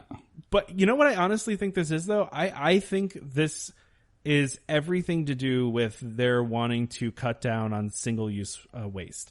Like, yeah. I think this is very much an environmental thing for them. Oh, totally. I mean, it's funny. Like when we go, we take we have Contigo water bottles that we bring with us, like the nice big ones, right? And I'll usually try and find a fountain to fill them up at, because the fountains are like they're nice and cold. I know I could go get the ice water from the quick service, but like you're saying though, it's like I don't feel good about, I've got my refillable bottle and then I'm getting a plastic cup or a paper cup full of water to dump into my water bottle. Yeah. Yeah. Like it's just, yeah, like it's wasteful. Yeah. These refill stations, as long as it's good filtered water and it's cold, like and they're installing brand new ones, so they should be filtered and they should be cold, right? Yeah. So, and so just for reference, everybody here, one is open or already open. It's already installed at Cosmic Rays. And then one has also been installed at the new entrance of Hollywood Studios. So if you've been to Hollywood Studios, you've seen what they redid at the entrance. There's also one there. And what we're talking about with the refill stations, if you haven't seen one, there's the water fountains, and then above it, there's like a place where you put your bottle, and then a much heavier stream of water comes out and fills your bottle up really quickly. And it even has a little counter there to say how many bottles of water, how many bottles you've saved by filling that up. And I'm sure that number is it's gonna be like a Buzz Lightyear for a lot of people, where they scale out at 9999999. I'm sure after about 2 months that thing's gonna max out. But no, I think this is a great trend. I hope they continue to do it, because it sounds, I've argued with people on Facebook about this before, right? Because a lot of companies will be like, oh, we do stuff for the environment, and it's really just good PR stuff. They do the easy stuff. But honestly, Disney does some stuff that costs them money. In this case, this is something that can cost them some money, with bottled water. The paper straws are a good example. A lot of people hate the paper straws. Guess what? Paper straws cost more money than plastic straws. Mm-hmm. They cost more. So it's not something they did to be cheap. It's something they legitimately did for environmental responsibility. So, and this is another one of those things. They are going to lose some money on this to put these out there, but it's the right thing to do, and it's the smart thing to do, and I think it'll make guests happy. I guess my only, is it really going to cost them anything? Because like they already have the water fountains in place. It's just better water fountains. I don't know. It's in addition to the water fountain. I mean, I guess I would kind of lump it in as, this is like they would have to upkeep the water fountains at some point. So it's like, while we're upkeeping them, hey, let's install a water bottle station as well. Right. Yeah, I guess my point is like an overall thing. If it's easier to fill a bottle of water, maybe you're less likely to buy a bottle of water. That's true too. Yeah, I guess they are sacrificing, people paying for bottles of water. But honestly, I would never pay for a bottle of water there unless I was absolutely desperate. Oh no, that's true. Yeah. Yeah, it sucks because the bottles are really expensive for where you are, but I understand it's a theme park and all that. But when you find that one water fountain at Disney, like when you find that one that's cold, It's just like, oh, I found something awesome. I almost don't want to give up my secret one, but I'm sure other people know where it is. Oh, I know of a couple. I know of a couple of them because you always know those two because there's like a line there. Well, right? well, no. See, here's the thing: the one that I go to, there's never anybody there. Oh, okay. And it's. Yeah. You can't give it away.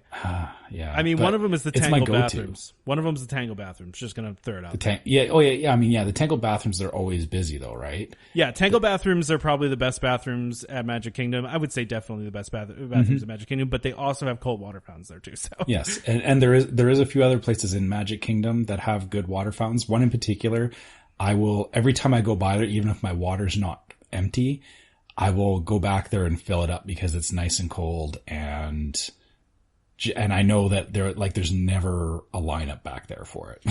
Yeah, but the thing about this is these are great though too because it's so much easier to fill up the bottle than trying to fill your bottle up with some of these low pressure ones that are trying to get your bottle underneath there and have You're it holding trickle like in a 30-degree angle. And you never get it fully full because it has to be on an angle.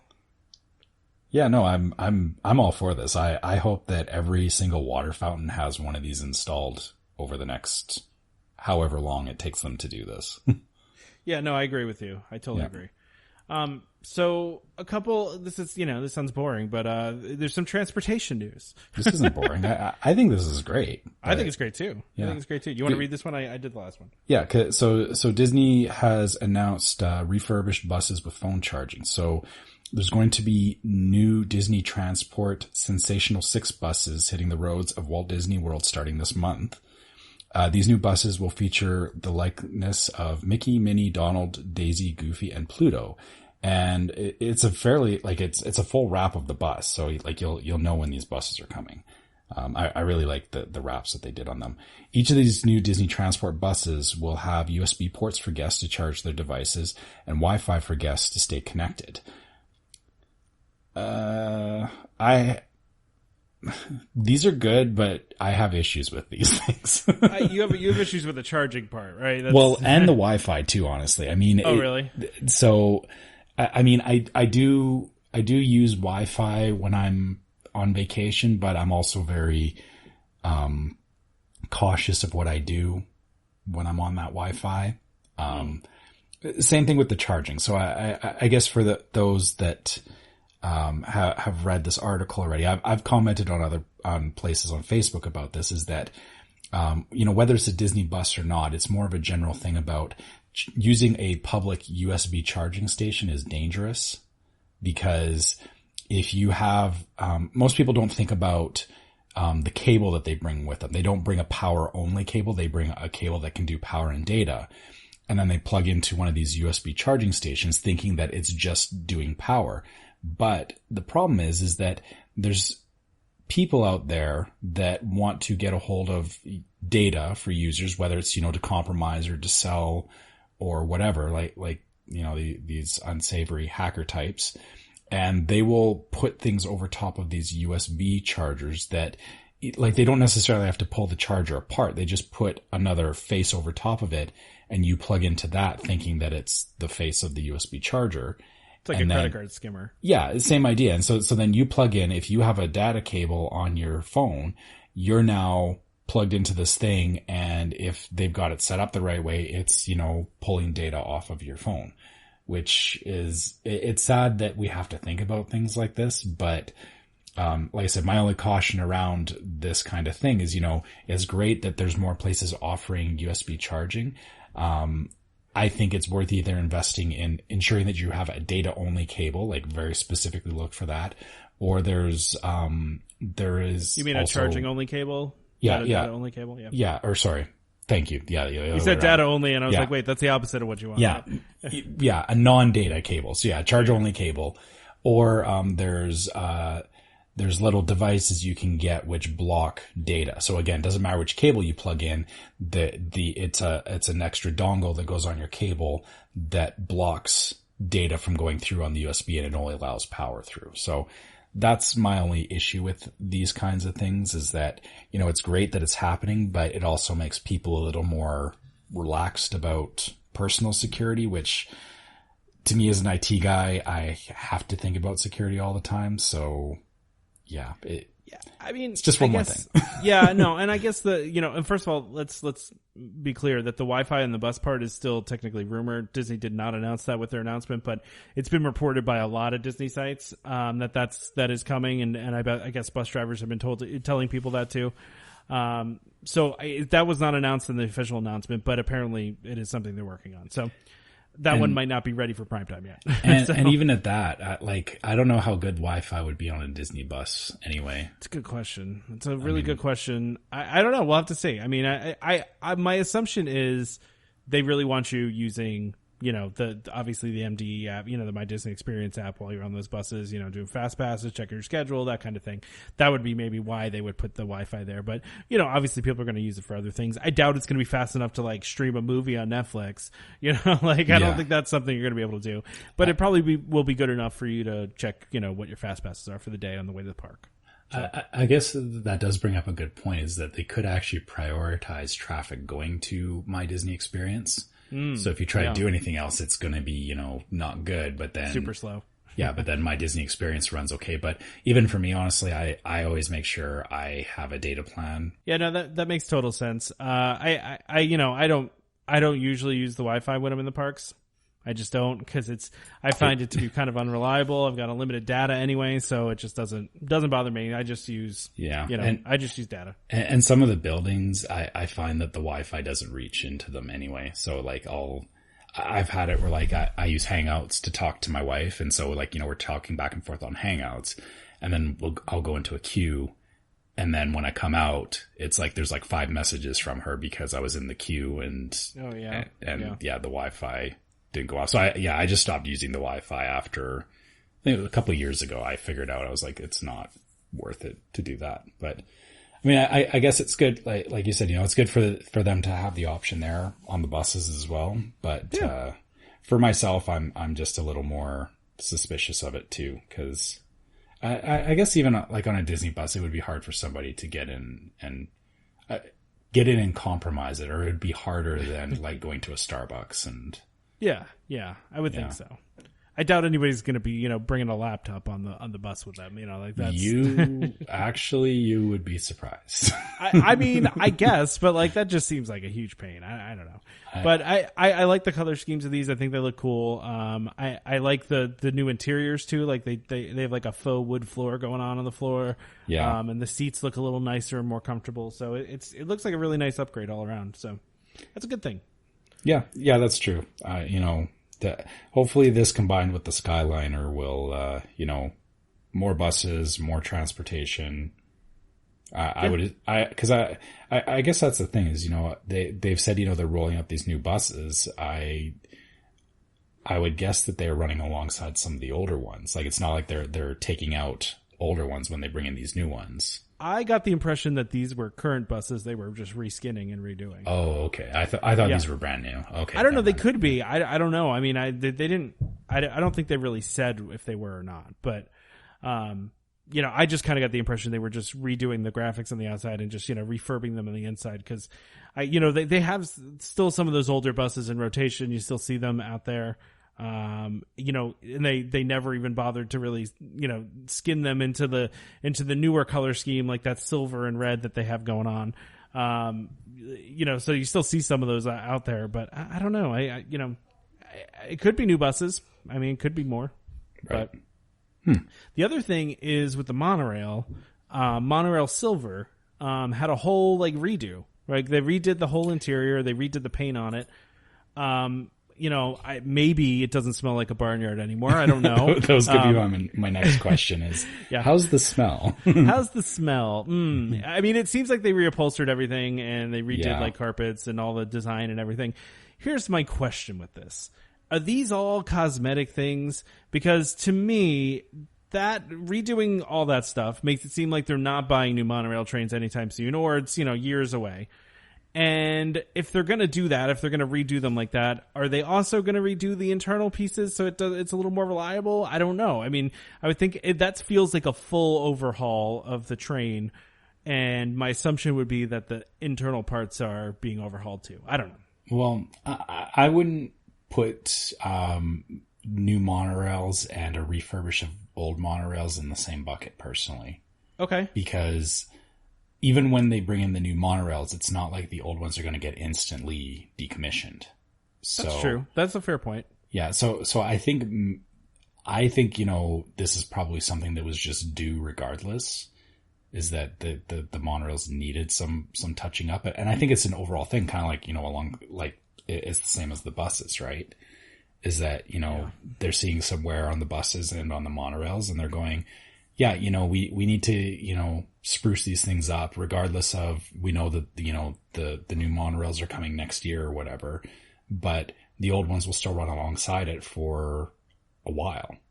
Like I'm expecting that more of the monorails will get refurbishments, and I wouldn't count out the new ones at this point until they officially say we're not buying new ones.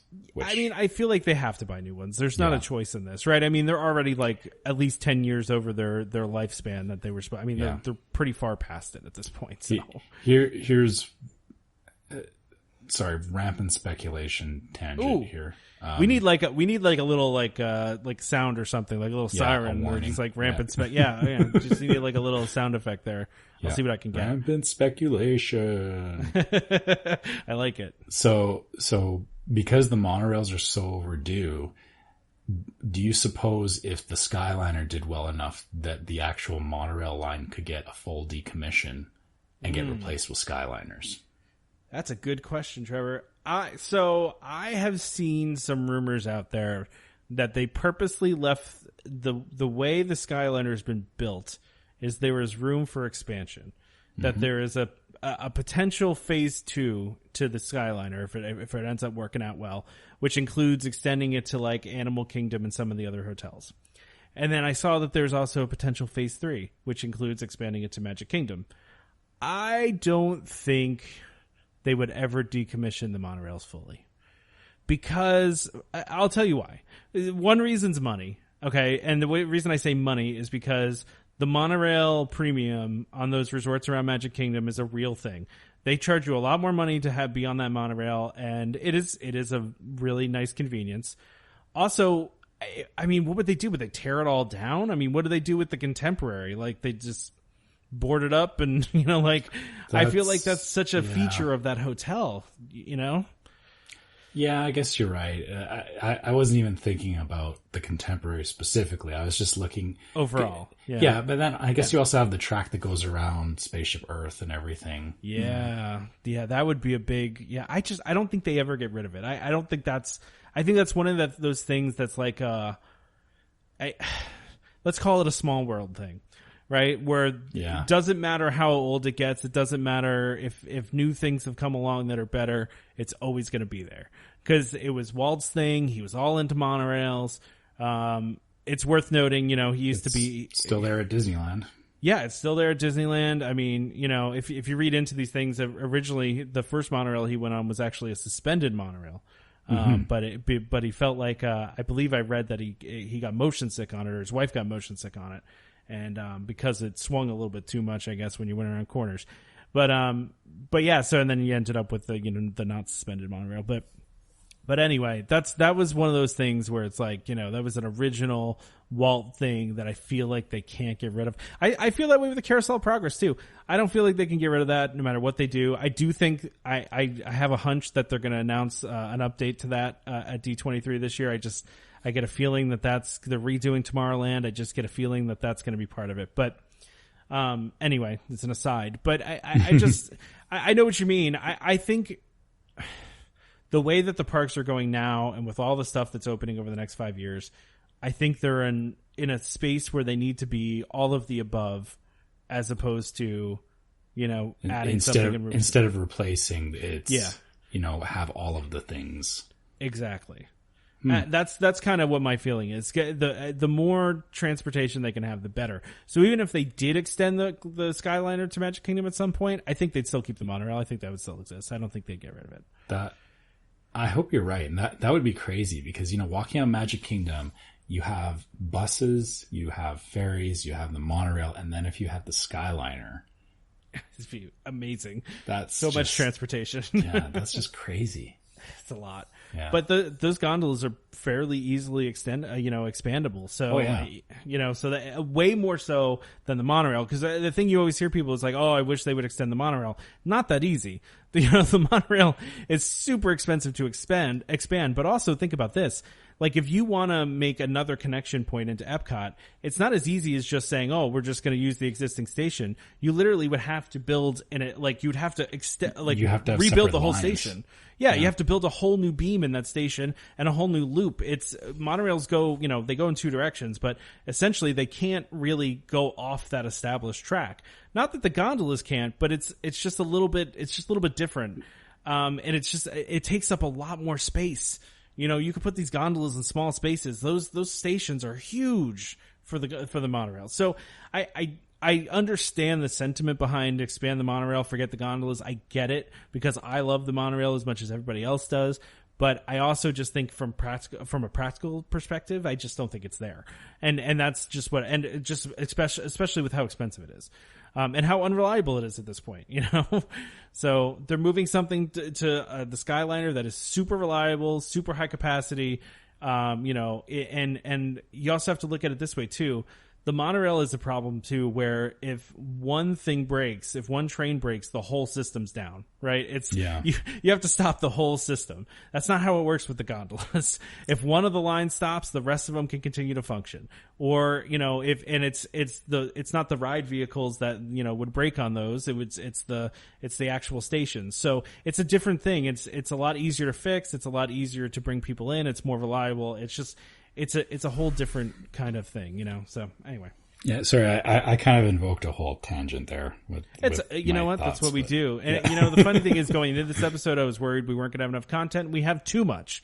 So let's cover this last thing quickly so we can wrap this thing up. Yeah. So the Gran Destino Tower at Coronado Springs? Gran Destino, I believe. Yes. Destino. That doesn't. Okay. I see that there's a typo Coronado there. Springs. Yeah, the Grand Typo Tower at Coronado Springs. Oh, my bad. That's my typo. I failed. Okay, that's my fault. Sorry, Trevor, for making it look bad. Either way, this place will have smart TVs. This is what we're saying.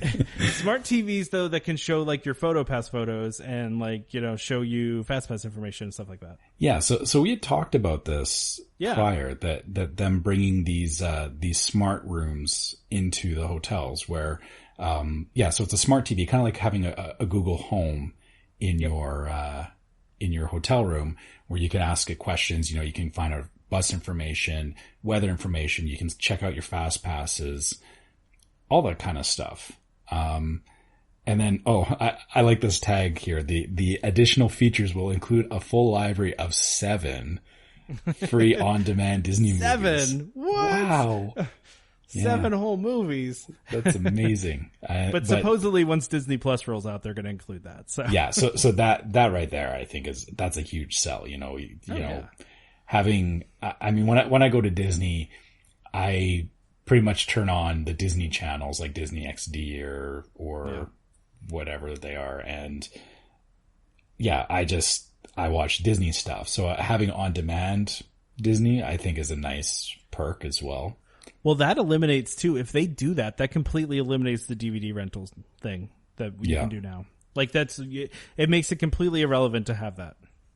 Is there, I guess, how many places still even do the DVD rentals? I know the DVC resorts do, but I don't know if anywhere does it outside the DVC resorts. Maybe we're talking as privileged DVC members that don't stay in regular people hotels anymore.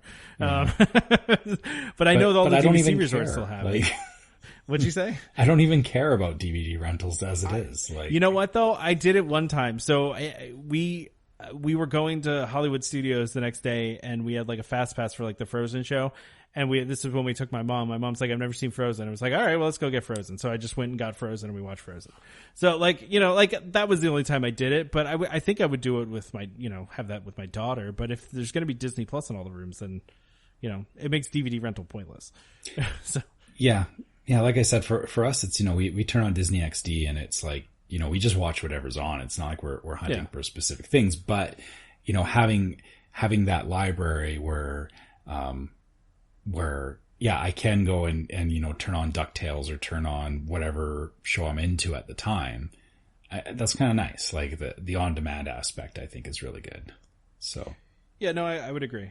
Yeah. So I hope they roll this out everywhere. I think this is a good idea. Yeah. And I mean, Coronado Springs is pretty close to the Riviera, just saying. Just saying. Yeah. That new tower does look really nice. I'm not going to lie. It does. Yeah. It looks really, really nice. I saw a thing out there, one of the DVC websites, a hypothetical of should DVC start offering moderate resorts. And I want to talk about that. I think it's an interesting conversation, but we're going to save it for another one because we don't have time anymore. Yeah. So, we need all three of us here to talk about it. And, hopefully not when Damon has a power outage. So. Yeah, that's exactly right. So why don't we go ahead and wrap this up, Trevor? Yeah, for sure. So, as usual, you guys keep sending us emails, and if you want to send us more emails, you can do so at welcomehomepodcast@gmail.com. As you heard, we listen to you guys. We love hearing your takes on some of the stuff that we talk about, as well as, hearing about things going on at Disneyland or other parks, because we can't be everywhere ourselves. So yeah, keep the emails coming. We also we love getting your questions. We love, some of you guys have reached out to us, wanting to know about, buying DVC points or, different ways to use your DVC points. We love those kind of questions too, because it gives us something to talk about and it gives us new ways to explore how DVC works as well. So, keep that kind of stuff coming. And as usual, if you want to find us on Facebook, we are at Welcome Home Podcast, and we also have Twitter and Instagram, which is Welcome Home Pod and Welcome Home Pics. If you want to buy some of our merchandise, you can do so, as we said earlier, at store.welcomehomepodcast.com. Check out our t-shirts. There's mugs. No hats yet. As we said, we don't. We're not selling the hats yet through that storefront, so stay tuned for that. We'll figure that out. Yeah. And outside of that, we had talked about before, maybe the hats might be something that we only do when we're going on trips or for special things. We don't know yet. But at least the really cool hats. We might be able to get you some printed hats that are a little bit different, but the stitched hats are a little bit difficult to get. So they are, yeah. Unfortunately, we don't quite have the demand to do that. Yeah. I don't think so. Yeah.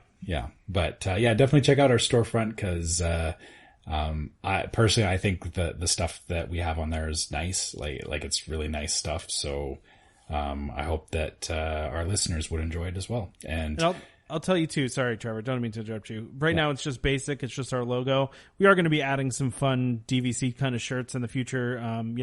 Different kinds of shirts that aren't necessarily just our logo. If you don't want to just rock our logo, so we'll add more fun stuff to that as we go. Maybe recurring show things and things like that. So yeah, exactly. Continue.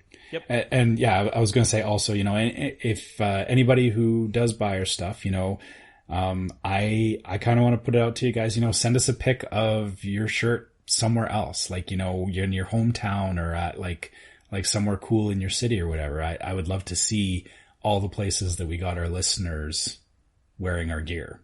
Yeah, I think that would especially be nice. If you're one of those Kuwaiti listeners, Yeah. Yeah, or we have a lot of overseas listeners. Somebody that listening in Europe, or we have a lot of Canadian listeners. Anywhere. I don't mean to say Canada's far away, Trevor, but well, we are. But yeah, we're far away from each other. But but anyway, iTunes reviews. Yes. So as usual, we do ask for reviews on iTunes because it does help the podcast become more visible. So it ensures that when other people are searching for it, we can be one of the top podcasts that people are looking for if they want Disney DVC podcasts. Also, if you do leave us a review, we get some amusing ones that we don't quite understand because, if you have feedback, give us feedback. Don't just say, I had a hot dog for breakfast and I gave you 1 star. So have we got one of those? Well, we got something similar to that. It wasn't anything related to the podcast, and then they didn't give us, or they gave us a 1 star review. So, I don't know. I just saw a recent one that hold on, let's see if I can find it really quickly. But there was a funny one that just came up too. Actually, I love reading the reviews because I find them pretty funny. But so, oh my gosh. I mean, so wait, we got a 5-star review. Love the show, 5-star reviews, but get Damon a better mic. Wait, get Damon a better mic. It sounds like he's joining the show with a soup can and a string. That is hilarious. You person, sir or madam, that is very funny. Thank you for that. we will send Damon a brand new Campbell's soup can just for that. Yeah, we're gonna upgrade his soup can to one of the chunky ones, the bigger ones, so just to make it a little bit better string. We're gonna get it up there. So that's the kind of stuff we like. But at least we still got 5 stars, so we appreciate that. But that is valuable feedback. I mean, yes, and that is relevant. So we do appreciate that, but it's still funny to read it. It is for sure. So, and of course, don't forget to subscribe to Welcome Home Podcast so you can be reminded every time we release a new episode. You can find us on Apple Podcasts, Google Play Music, Google Podcasts, TuneIn, Stitcher, Spotify, just about any app that has podcasts. You can even find us on iHeartRadio. We're everywhere that you can find podcasts. Search for Welcome Home. Look for the one that says DVC and Disney.